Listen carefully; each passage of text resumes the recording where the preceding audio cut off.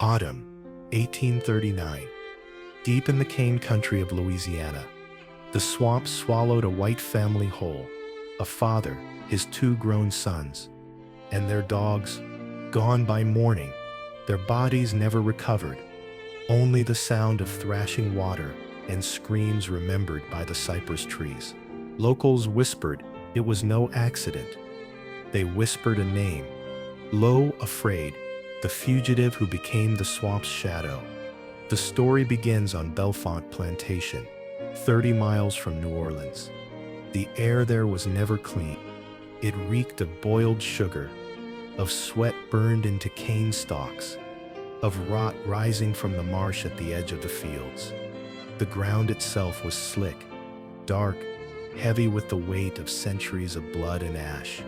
Chains clanked against wood, rust eating their iron. In the slave quarters, the smell was worse, damp straw mixed with the stench of untreated wounds, a sickly sweetness of fever that clung to every plank. It was here that Isaac lived, 32 years old, born into bondage. His back was a map of scars so old they had turned his skin into ridges. He had been worked in the fields since childhood, cane knives slicing not only the stalks but his hands, his arms, his very body.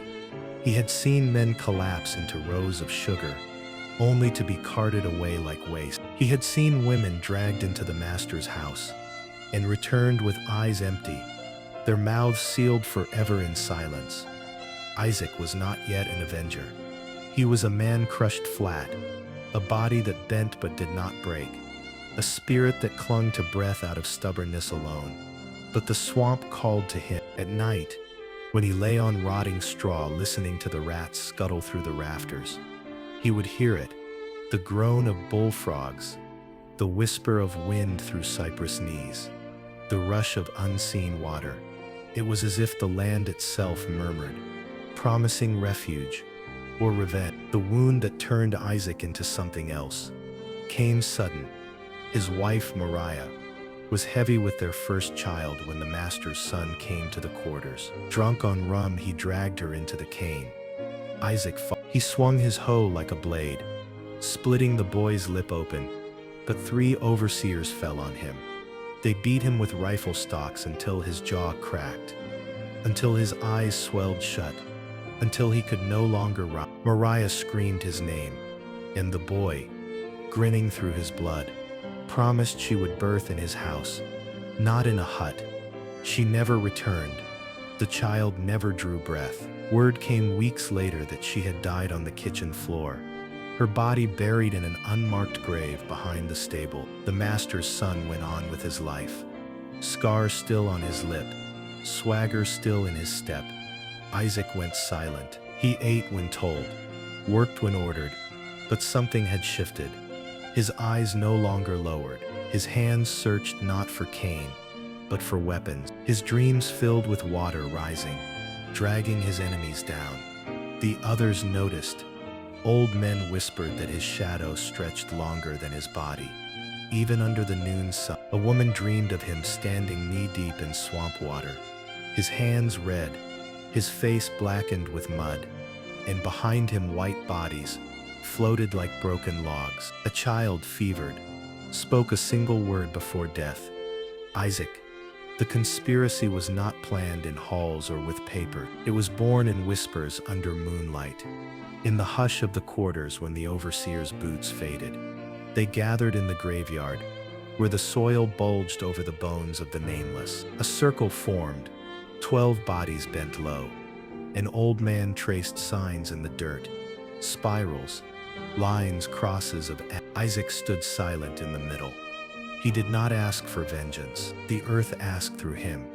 Each brought their wound. Jonas, whose sister had been taken south at auction, sharpened a cane knife until it gleamed. Ruth, who had lost her 2 children to fever untreated, mixed herbs that could blister skin. Caleb, once whipped until his back split open like cane stalks, carried a length of chain he had filed into jagged points. They swore no oaths aloud, for words were dangerous, but each placed their palm on the dirt. The ground drank their sweat and their silence. The plan was clear and cold. Isaac would flee into the swamp. The masters, sure of their dominion, would send hunters after him. But the swamp would not give him up. It would take them instead. Nets would tear. Dogs would sink. Men would drown. The land itself would become the weapon. In the days that followed, Isaac prepared. He gathered dried meat, a rusted blade, a gourd for water. He smeared mud across his skin to mask his scent from the dogs. On the night of his flight, thunder rolled low across the marsh. Though no rain came, the quarters lay silent, but every pair of eyes watched him slip into the darkness, carrying not just his body, but the weight of their grief. By dawn the hue and cry began. The master's sons shouted, rifles on their shoulders. The father cursed, swearing no runaway would shame his house. They saddled horses, leashed the dogs, loaded the boats. The swamp, they believed, was theirs to conquer. They did not know it was already Isaac's. The hunt began at sunrise. Fog rose thick from the Louisiana swamps, turning the cypress trees into pale specters. The master's sons, Elijah and Thomas, rowed their flat-bottomed boat into the channels, their rifles across their laps.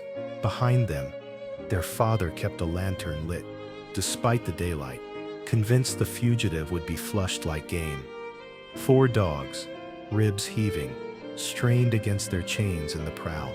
The swamp swallowed the sound of paddles, and with it, their certainty. Isaac had already been there for hours, his body pressed into mud and reeds, his skin smeared black with silt. He had grown up at the edge of these waters. He knew where the channels narrowed, where quicksand waited under still water, where snakes slid unseen. The hunters thought they were chasing a man. They were entering a battlefield. By midday the sun bore down, thick and wet. The dogs caught his scent, near a stand of cypress. Their baying split the air, a sound that once sent terror into Isaac's chest. But now he waited. He had cut reeds sharp as blades and buried them beneath the shallow water. When the dogs leapt in, the water churned red. Their howls turned to choking whimpers, and silence fell, except for the buzz of flies already gathering. Elijah cursed and fired into the swamp, bullets tearing leaves. Nothing answered. They pressed on, their fear sharpened by anger. Hours passed. The swamp grew tighter, trees standing like sentinels with roots like claws. Mosquitoes thickened, gnats swarmed in clouds, and the air reeked of rot. Thomas muttered prayers under his breath, his eyes darting at every splash. Their father barked orders, but his voice cracked in the wet air. For the first time, he sounded less like a master and more like prey, trying to convince itself it was still hunting. Isaac watched them from the water, his body half submerged. He could feel the swamp around him, leeches on his skin, mud pulling at his legs, the low groan of frogs that sounded like drums. He thought of Mariah, of the child he had never seen. The rage in him no longer burned. It cooled, sharpened, turned to ice. These men would not leave the swamp, not alive. By dusk, they made camp on a dry patch of ground. Their lantern flickered, throwing long shadows across the water. Isaac moved in silence, circling them like a panther. He listened as they spoke, their voices low and trembling. "He's close," Elijah muttered. "Closer than you think," Thomas whispered. Staring into the reeds, their father spat into the dirt. "He's just a slave. Flesh runs out of strength. Tomorrow he'll be ours." Isaac slid back into the black water. Tomorrow would be theirs, but not as they thought. That night the swamp sang its terrible music. Insects hummed, owls shrieked, water rippled with unseen things. The hunters tried to sleep, but the sound of shifting reeds, the crack of branches, kept them awake. Twice Elijah fired into the darkness. Twice nothing fell but silence. Before dawn, Isaac struck. He had crept close, crawling through muck, until his breath stirred the lantern flame. He waited until their father dozed, head nodding, rifle across his knees. Then he let out a sound, low, guttural, like a drowned man's last breath. The dogs were gone. The swamp answered. The hunters woke in panic, scrambling for rifles, tripping over roots. Isaac vanished back into the water. His laugh, low and broken, carried across the surface. It was not joy. It was a curse, a sound that made Thomas cry out, "He ain't human." At sunrise, they set off again, but something had broken in them. They no longer rowed with certainty. Their paddles shook, their rifles clutched too tight. The swamp smelled of death, dead dogs, dead things in the muck, and the brothers kept glancing at the water, as if expecting a hand to rise and pull them under. Isaac led them deeper. He left tracks where he wanted them to follow, dragged branches to guide them into narrow channels, where the water grew heavy with weeds. He had chosen his ground. He would not rush. Each step was a noose tightening. By the third day, their food was gone. Mosquitoes had torn their faces raw. Elijah's arms were streaked with welts. Thomas muttered to himself, rocking in the boat, his prayers turning to whimpers. Their father forced them onward, but his voice was hoarse, his eyes red from sleeplessness. The swamp had stripped them of arrogance. That night, as they rested on another island of mud and roots, Isaac moved close again. He placed the rusted blade into the water and let the current carry it until it scraped against their boat. The sound was small, metallic, but it was enough. Elijah screamed, firing wildly. Sparks from the rifle lit the trees. The lantern tipped, spilling fire into the mud. They stamped it out, but the swamp smelled of smoke for hours. By then, fear was no longer creeping. It was choking. The hunters were prisoners in a land they did not know, stalked by a man who had become part of it. And Isaac, his eyes no longer saw himself as hunted. He was the swamp now, its silence, its rot, its endless hunger. Soon, the water would take them. The third night was when the swamp began to eat them. The hunters, father and sons, huddled in their leaking boat, rifles clutched, eyes bloodshot from sleeplessness.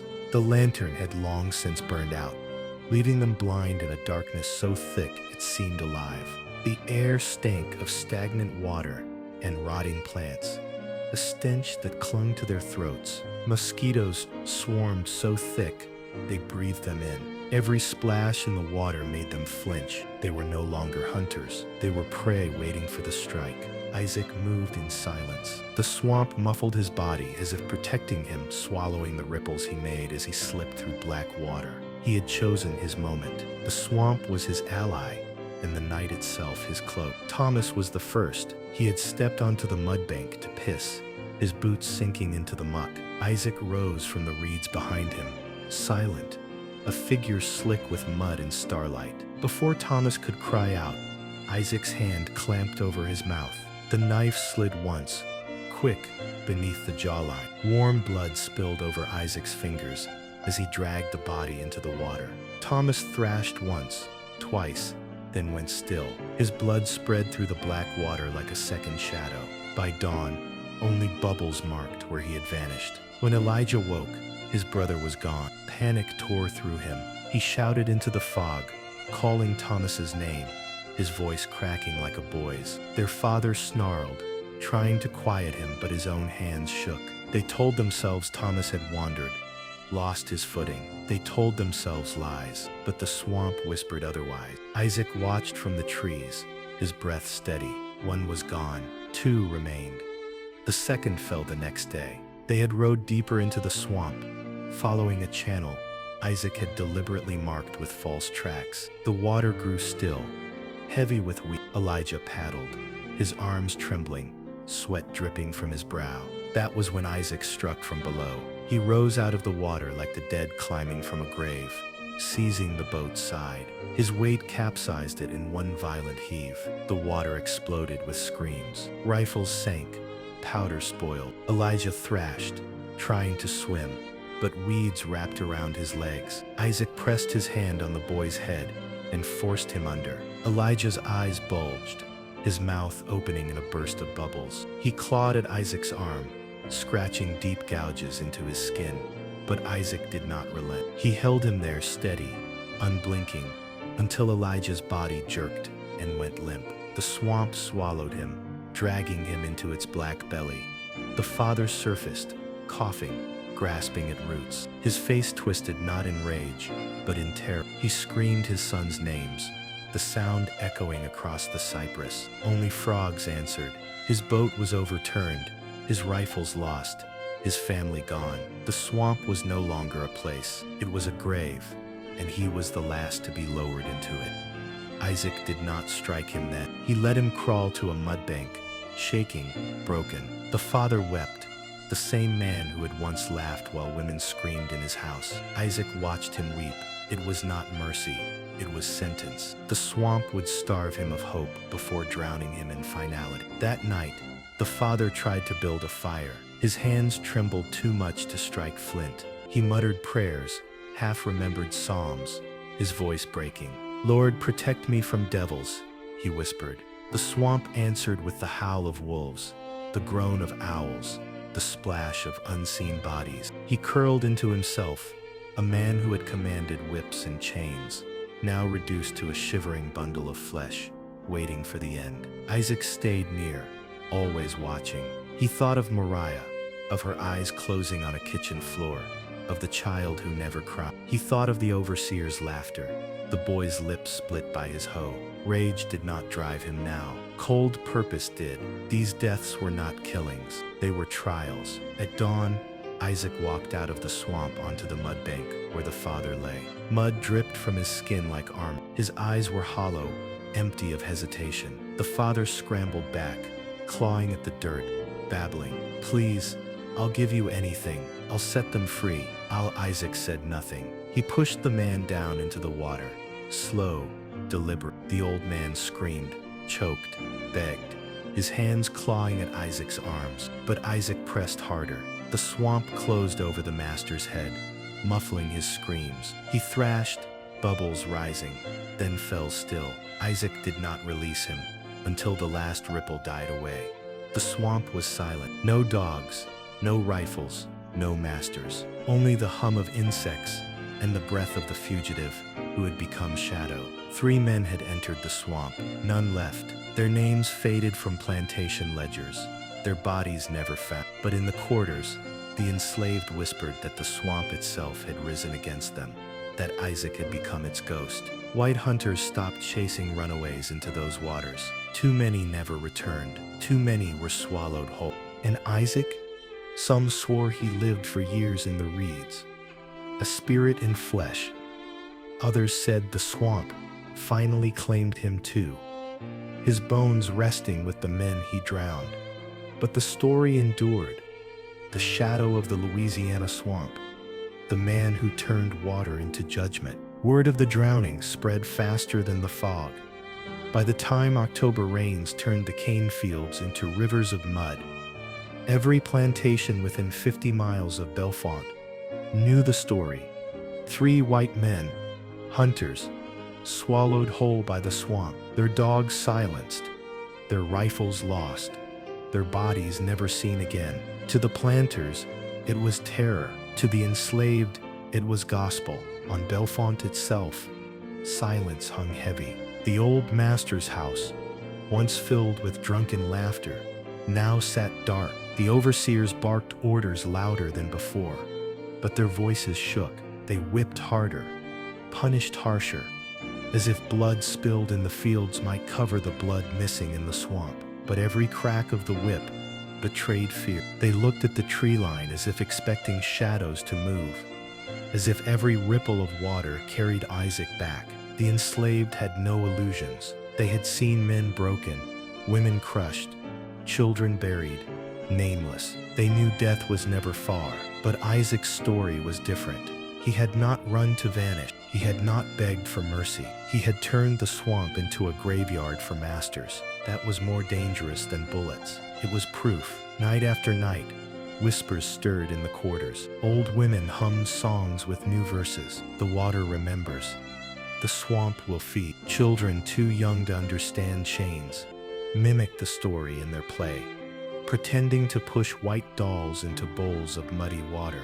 Men scarred and weary found themselves standing taller when the tale reached their ears. In the graveyard behind the quarters, offerings began to appear. A rusted chain laid across a tomb, a bowl of rice and cane syrup, untouched by vermin, a scrap of bloodied cloth tied to a cypress root. No one said his name aloud, but everyone knew Isaac had crossed into myth. The masters felt. They spoke of devils, of African witchcraft, of curses rising from the swamp. They tightened patrols, posted armed men at the edges of the cane fields, forbade the enslaved from leaving their cabins at night. But none of it calmed their dread. The swamp was too close, its breath too heavy, its silence too loud. Every lost hunter, every missing patrolman was blamed on the same ghost. One night, a trader named Hollis went missing after following hoofprints toward the marsh. His horse returned at dawn, riderless, its saddle wet, eyes rolling white. Hollis's body was never found. The next week, 2 militiamen were discovered face down in a channel, their boat splintered. The official report called it an accident. The quarters called it judgment. The paranoia grew. Plantation wives locked their children indoors, muttering prayers at every thunderclap. Overseers carried pistols even to piss. Some planters spoke of draining the swamps, of burning them dry, but even they dared not venture too far into that green-black labyrinth. Too many had already failed to return, and in the shadows, enslaved rebels took courage. They sharpened blades in secret, cached tools in hollow logs, taught children songs that were prayers and codes alike. The swamp was not only Isaac's hiding place, it was a map, a sanctuary, a warning. Stories twisted as they spread. Some said Isaac had drowned the hunters with his bare hands. Others claimed he called spirits from the water, that the swamp itself had risen to protect him. A few swore they saw his figure drifting among the cypress, his face streaked with mud, his eyes glowing like coals. It no longer mattered if he lived or died. He had become something larger, a reminder that blood could flow in the other direction. For the masters, the swamp was a wound they could not close. For the enslaved, it was proof the earth remembered. That winter when frost bit the cane, the story reached New Orleans. Merchants whispered it in taverns. Priests muttered of demons. Sailors carried it downriver. The swamp takes them, they said, and behind the words lingered a question. No one dared ask aloud. How many Isaacs waited, silent, for their chance? And so the legend spread, root to root, whisper to whisper. The swamp became more than mud and water. It became a graveyard for oppressors, a sanctuary for the hunted, a mouth that would never be full. Isaac had killed 3 men, but in the minds of those who suffered, he had killed an entire order. The masters clung tighter to their chains, the enslaved held tighter to their dream, and the swamp, black and endless, waited for more. By the spring of 1840, Louisiana's planters were no longer masters in their own eyes. They were prisoners of fear. The swamp had become a living wound, a mouth that swallowed rifles, dogs, and proud men whole. And though only one fugitive had ever been named, the shadow of Isaac now stretched across every plantation. The planters responded with fury. In March, militias rode out in force, 50 armed men with hounds and torches, swearing they would flush the swamp clean. They waded into the reeds, their boots sinking in black mud, their torches hissing in the damp air. But the swamp was not land, it was a maze. The dogs whined, disoriented, rifles jammed from the humidity. And at night, the militia heard things, low moans that seemed to rise from the water itself, splashes with no source, whispers carried on the fog. On the second night, 2 men vanished from their post. Their muskets were found in the mud, still loaded. On the third, a horse bolted back to camp, saddle torn, reins soaked with blood. By dawn, the militia retreated, torches sputtering, their bravado drowned. They told themselves it was terrain accident, bad luck. But their eyes betrayed them. They had seen something else. The reprisals that followed were savage. In Bellefont and beyond, enslaved men were whipped until their backs split open, women chained in the sun, elders starved. You carry his spirit, the masters shouted. You feed his fire. They hanged 3 men on suspicion of aiding Isaac, their bodies left to rot as warnings. But even the bodies seemed to whisper when the wind moved through the cane. The swamp remembers. The more the masters punished, the more the enslaved whispered. By lantern light in the quarters, Isaac's story grew sharper, darker. He was no longer just a fugitive who struck back. He was a judge. His killings were not chance. They were sentences carried out in the oldest court of all, the earth itself. Children began to chant. One by one they drown. One by one they fall. Old women poured libations of water at the roots of trees, whispering his name as prayer. In the fields, men worked with lowered heads, but set their cane knives down just a little harder, as if testing their weight for something other than harvest. The planters felt it. They held councils in New Orleans, speaking of draining the swamp, of building levees to starve it. If we dry the land, we dry the ghost, one said, but another shook his head. You cannot drain fear. It runs deeper than water. That summer, more hunters went missing. A trapper's skiff was found overturned, claw marks gouged into the wood. A patrol of 3 never returned from the cypress groves. Their muskets were later discovered rusting on the bank, arranged in a neat row as if placed there deliberately. White men muttered of demons, of African sorcery, of the swamp itself rising in rebellion. The enslaved said nothing aloud, but when they worked in the fields, they hummed low, tuneless songs that made the master's skin crawl. One overseer, drunk on rum, spat at his laborers.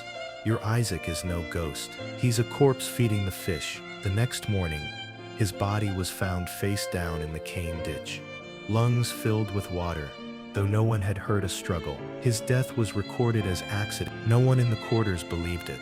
By autumn, paranoia reached fever pitch. Masters forbade slaves from gathering even in prayer. Churches were locked. Patrols doubled. Curfews were nailed to doors with threats of death. And still the swamp breathed. Still the enslaved began to speak of prophecy. An old woman, half blind, claimed she dreamed Isaac standing on water, his arms outstretched, and behind him 1,000 shadows rose. A boy no older than 10 declared that one day the swamp would open wide and swallow every master whole. Even those who feared speaking such things aloud carried the thought inside them like a hidden ember.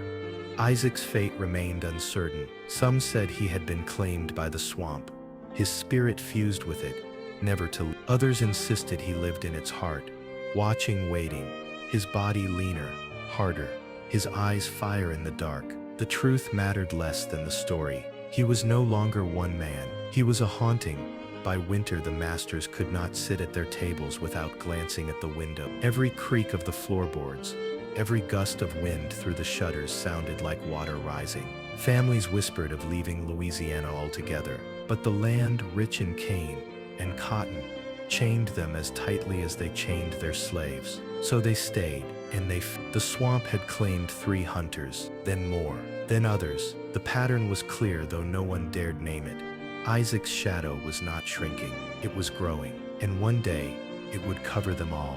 Winter of 1840, Louisiana's cane country lay hushed under mist, the fields brittle with froth, the swamp swollen with rain, spread wider, deeper, hungrier. By then, Isaac was no longer a man in the eyes of most. He was a curse, a warning, a prophecy.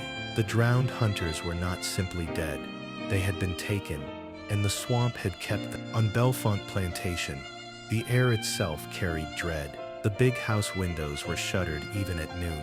The overseers stalked the fields with pistols in their belts, eyes darting to the tree line. The quarters, too, were silent, but the silence was heavy, not empty. Inside, by the weak glow of fires, whispers turned Isaac's name into prayer. Mothers told their children, "Sleep. The swamp will keep you safe."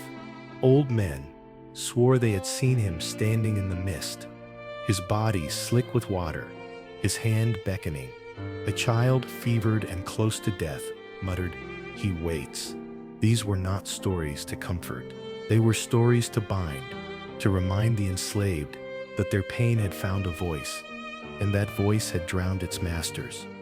For the planters, paranoia turned to madness. Some stopped sleeping in their own houses, choosing instead to spend nights in town, away from the reeds and black water. Others demanded their slaves sing while working, terrified of silence. A few sold their holdings, and fled north, muttering that this land is cursed, and in a way they were right. The swamp had become a curse upon them. The militia tried once more in December. Determined to cleanse the land of its shadow, they marched with torches, rifles, chains, their boots drumming against the frozen earth. They spoke of finding Isaac's body, of hanging it in the town square. But when they reached the swamp, the fog swallowed them. Their torches sputtered, their gunpowder soured in the damp. By morning, only half returned. The others vanished into the reeds, their names carved onto death rolls, but their bodies never recovered. The official story was misadventure. But across the fields, men and women whispered otherwise. They said Isaac had judged again. By the spring thaw, the swamp was spoken of with reverence and fear alike. For the enslaved, it became sanctuary. Runaways fled into it, guided by the story of Isaac. Some never returned, their names joining his in the murmurs. Others reappeared weeks later, scarred and silent, claiming they had seen him, had heard his voice telling them where to hide, when to move. Whether true or not, it did not matter. The swamp had become more than land. It was resistance made flesh. For the masters, it became a boundary of terror. Hunters refused to enter its waters. Overseers warned their men not to stray near its edge after dusk. Even in town, men muttered over whiskey that the swamp was a grave for whites and a cradle for slaves. Priests preached that demons ruled it, but even their sermons rang hollow. What haunted Louisiana was not devilry. It was justice, old and wet and waiting. Years passed. The name Isaac faded from the ledgers, from the mouths of masters, but it remained in the quarters, in the fields, in the graveyards. It passed from tongue to tongue, reshaped with each telling. Some said he lived until old age, feeding on fish and roots, a shadow in the reek. Others swore he drowned willingly, his spirit bound to the swamp, so it would never cease taking. Children grew up hearing both versions, but all learned the same lesson. The swamp remembers, and it hungers for vengeance. By the time of the war decades later, when armies in blue marched through Louisiana, the story was still alive. Soldiers heard whispers from freedmen, of a slave who had drowned his hunters, who had turned water into a weapon. Some soldiers laughed, others looked toward the reeds and said nothing. Today, the swamp still holds its silence. Fishermen tell of areas where the water runs redder, thicker, where no birds sing. Hunters avoid channels where boats capsize without cause. Old families in cane country still warn their children, do not stray into the swamp after dark. The shadow waits. The story of Isaac is not in books. It will not be read in ledgers, but it lives where blood sank into mud, where screams were carried on fog. It lives in the whispers of descendants who still work the land, who still sing low songs that drift like smoke into the cypress. Isaac was beaten, scarred, broken. He fled with nothing but rage.